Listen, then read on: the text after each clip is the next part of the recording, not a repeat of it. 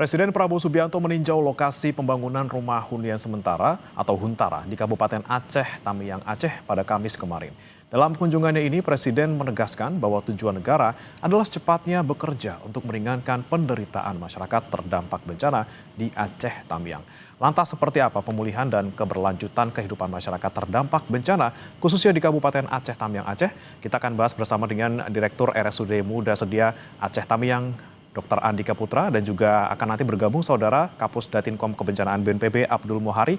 Saya akan ke Pak Dr. Andika dulu. Dr. Andika, ini kan Presiden Prabowo Subianto beberapa kali berkunjung ke Aceh Tamiang untuk melihat kondisi pasca banjir. Nah, kemudian kalau untuk secara umum, Dok, kalau Anda melihat mungkin pasien yang datang ke rumah sakit Aceh Tamiang, ini seperti apa kondisi warga? Baik, terima kasih. Saat ini memang sejak kami sudah membuka layanan di rumah sakit sejak tanggal 9 Desember, semakin hari memang jumlah kunjungan pasien makin meningkat. Dan yang terbanyak adalah kasus gangguan pencernaan, kemudian saluran pernapasan, sama dengan penyakit-penyakit kronik yang mengalami pemberatan yang butuh penanganan di RSUD.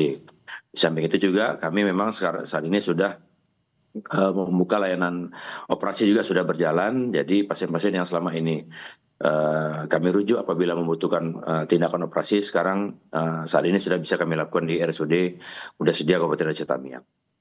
Baik, kemudian kalau dari segi pelayanan semuanya gitu, Dok, secara keseluruhan, ini untuk rumah sakit Muda Sedia ini seperti apa? Apakah sudah 100% kembali seperti sedia kala?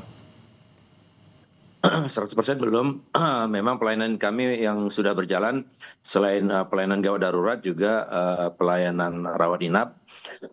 Yang awalnya rawat inap ini kami tempatkan di ruang IGD, namun alhamdulillah sekarang sudah kami pindahkan ke ruang rawat inap semula. Kami sudah membuka dua ruangan. Kemudian rawat jalan juga sudah kami pindahkan ke ruang semula, yaitu poliklinik rawat jalan. Kemudian yang sudah berjalan itu juga cuci darah. Untuk ruangan sendiri kami dengan dibantu dari seluruh elemen, terutama dari TNI, Polri, dan BUMN yang membantu. Ada dari PLN, ada dari PT Wika, kemudian PP, Kementerian PU juga bahu-membahu membersihkan seluruh ruangan di rumah sakit. Alhamdulillah ruangan yang sudah dibersihkan sudah mencapai 90% dan sudah bisa segera dioperasionalkan. Namun memang kami masih menunggu bantuan alat-alat yang rusak untuk bisa melengkapi sarana-sarana untuk pelayanan di ruangan-ruangan tersebut. Dalam waktu dekat ini kami akan segera membuka ruangan ICU yang selama ini memang masih belum beroperasi, masih menunggu kiriman alat dari Kementerian Kesehatan, alat-alat ventilator, monitor. Kemudian, Dok, ya, Dokter Andika, masih bisa mendengar suara saya, Dok? Dengar. Baik. Baik, kami tadi sempat terkendala, Dok, soal audio dan juga sinyal. Nah, sekarang, Dok, kami ingin tanyakan kembali terkait apa saja yang belum beroperasi secara optimal. Tadi ada ICU yang belum, tapi akan segera dibuka. Apalagi, Dok, yang sekiranya masih belum berjalan optimal sampai hari ini? Ya, yang belum berjalan optimal ICU, kemudian radiologi, kemudian unit pengelolaan darah, itu bagian-bagian penting untuk menunjang seluruh pelayanan. Kemudian laundry, dapur gizi, sementara kami alihkan ke dapur sementara memang. Kemudian juga saat ini yang penting juga adalah pembersihan saluran-saluran drainase, yang mana itu juga menjadi bagian penting dari penunjang pelayanan. Oke, masih banyak ya fasilitas yang kemudian perlu dipulihkan kembali. Kemudian saya sebelum nanti lanjutkan, Dr. Andika, saya mau sapa dulu Pak Abdul Muhari, Kapus Datinkom Kebencanaan BNPB dari sambungan telepon. Selamat pagi, Pak Am. Selamat pagi, Mas Bremana. Ya, Pak Am, kemarin kan Pak Presiden sudah rapat ya di Aceh Tamiang bersama dengan Menteri dan juga Kepala Lembaga untuk progres hunian sementara di sana, Pak Am. Ini kan disebutkan 8 Januari, 600 sudah bisa digunakan masyarakat. Ini seperti apa, Pak, kemudian progresnya untuk menuju ke tanggal 8 ini? Ya, untuk jumlah hunian sementara yang saat ini berproses sedang dan sudah terbangun itu berjumlah 1.050 yang sudah ada tapak bangunan dan kondisi bangunan yang sudah terlihat. Sedangkan untuk daerah lain yang saat ini sudah melakukan pembersihan lahan, kemudian pengecoran lantai dan seterusnya, itu juga tersebar di 3 provinsi. Memang target kita dari kemarin yang dilaporkan oleh Kepala BP Danantara dan juga Kepala BNPB, ini 1.050 unit hunian, 600 di Aceh Tamiang yang kemarin sempat dilihat oleh Bapak Presiden, dan 450 unit lainnya yang tersebar baik itu di Aceh, Sumatera Utara, dan Sumatera Barat ini sudah selesai di minggu pertama awal tahun ini. Dan ini untuk progres masih sesuai dengan schedule dan kita yakin bahwa itu sesuai dengan harapan Bapak Presiden. Kemudian selain itu Mas Brahmana juga kemarin dilaporkan selain Huntara juga ada saudara-saudara kita yang memang berkeinginan tidak di hunian sementara. Karena ada rumah keluarga atau faktor lokasi dengan pekerjaan dan lain-lain, ini memilih untuk apakah itu mengontrak rumah, apakah tinggal di rumah kerabat atau keluarga sementara, yang nantinya ini pemerintah akan mendukung dana tunggu hunian namanya, sehingga nanti hunian tetap selesai. Dana tunggu hunian ini besarnya 600.000 per kakak per bulan. Ini khusus untuk bantuan mengontrak rumah istilahnya dalam tanda kutip. Dan ini juga sudah berproses, baik itu di Aceh, Sumatera Utara, dan Sumatera Barat. Sudah 18.000 rekening yang kita buka berdasarkan data by name by address dari pemerintah daerah. Dan ini akan terus berproses karena pendataan terus dilakukan. Tetapi tentu saja kita tidak menunggu seluruh pendataan selesai baru kita cairkan.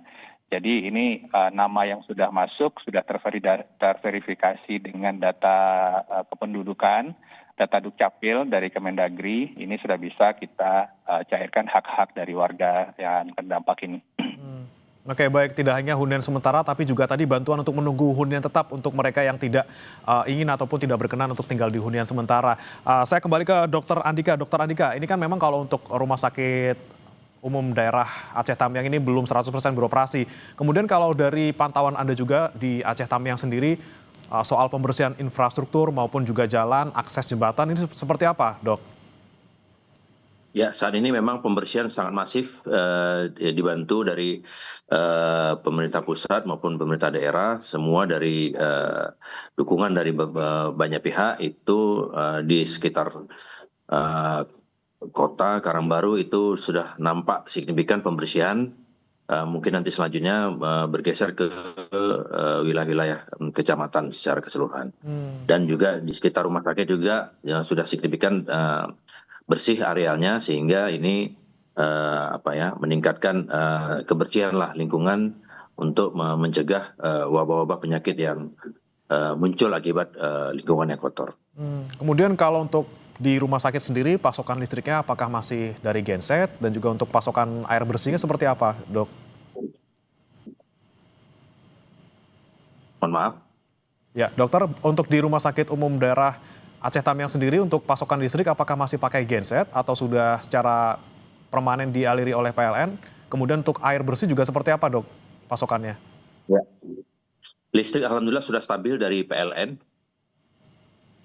Namun memang kadang-kadang sekali-sekali mati lampu, namun itu masih tidak masalah karena memang kita sudah ada backup genset yang cukup untuk membackup listrik di rumah sakit.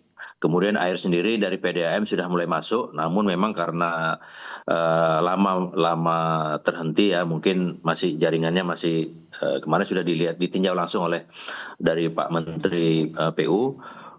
Dan beserta jajaran, mungkin karena banyak lumpur atau kotoran atau angin, jadi mau segera di flush, dibersihkan salurannya semuanya supaya airnya bisa mengalir dengan optimal. Saat ini ke depan itu mengalir tapi kecil, Nah, mungkin perlu optimalisasi jalan saja tinggal. Baik, saya tanyakan kembali ke Pak Aam. Pak Aam, untuk pasokan listrik dan juga air ini kan masih terbatas gitu ya Pak ya. PLN kadang-kadang masih mati hidup, terutama di rumah sakit gitu. Dan juga pasokan air bersih masih ngalirnya kecil. Kadang-kadang malah tadi ada sedikit kotor ya gitu ya Pak ya.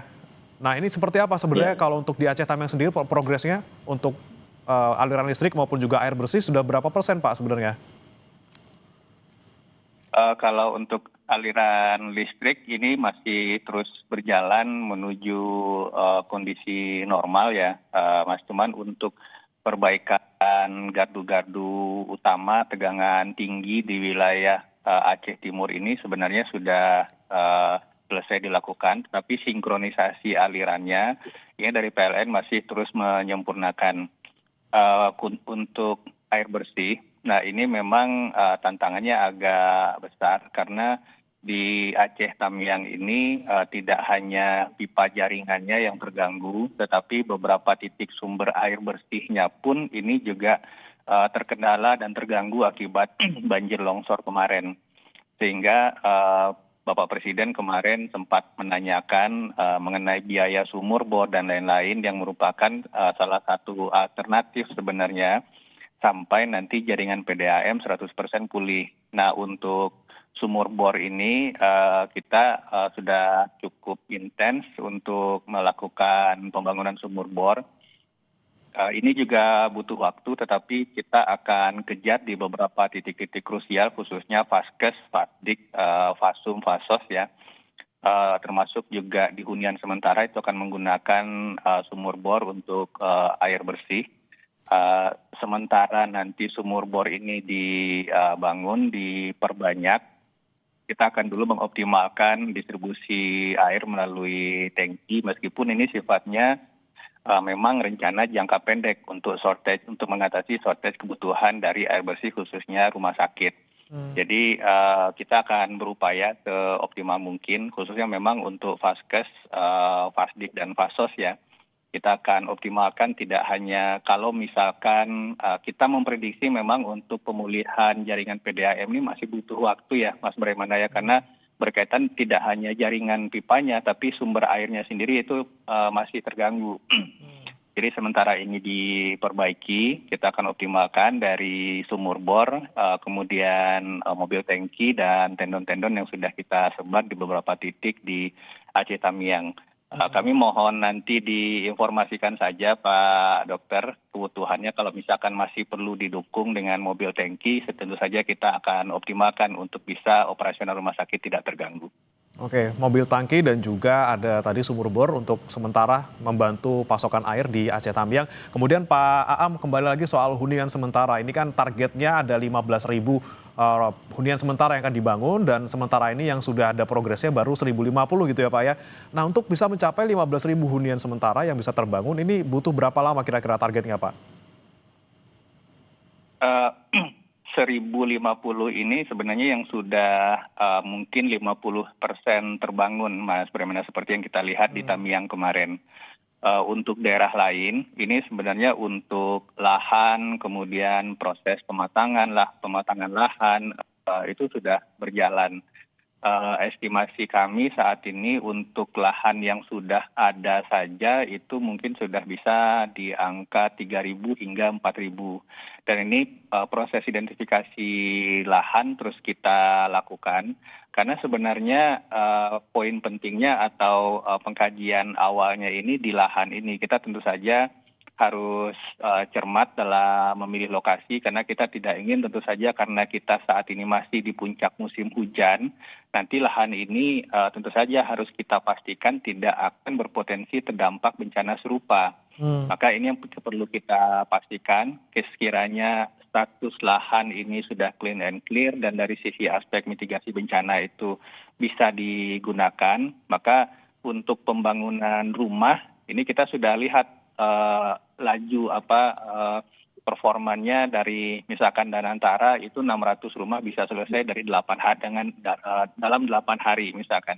Nah, waktu proses ini juga kita akan optimalkan, tidak hanya dari BUMN tentu saja, Satgas TNI Polri juga sudah sangat siap untuk bisa melakukan pembangunan ini, dan di beberapa tempat juga ini kita sangat bergantung pada Satgas TNI Polri, dan ini juga personilnya yang standby untuk penambahan personil jika diperlukan untuk mengejar waktu ini juga sudah ready. Jadi artinya kuncinya adalah pengusulan lahan dari pemerintah daerah, karena lahan ini menjadi tanggung jawab pemerintah daerah. Kiranya hal yang dirasa clear, kami rasa dari sisi pembangunan itu bisa kita kebut, bisa kita percepat, Mas Bremen. Oke, paling tidak 3.000 sampai 4.000 rumah ini sudah ada lahannya ya, tinggal kemudian progresnya seperti apa. Tapi Pak Aam dan juga Dr. Andika ditahan sebentar dulu, kita juga akan simak bagaimana kondisi banjir yang kembali menerjang di Agam, Sumatera Barat, di mana ini kembali terjadi namun tidak ada korban jiwa dalam kejadian ini.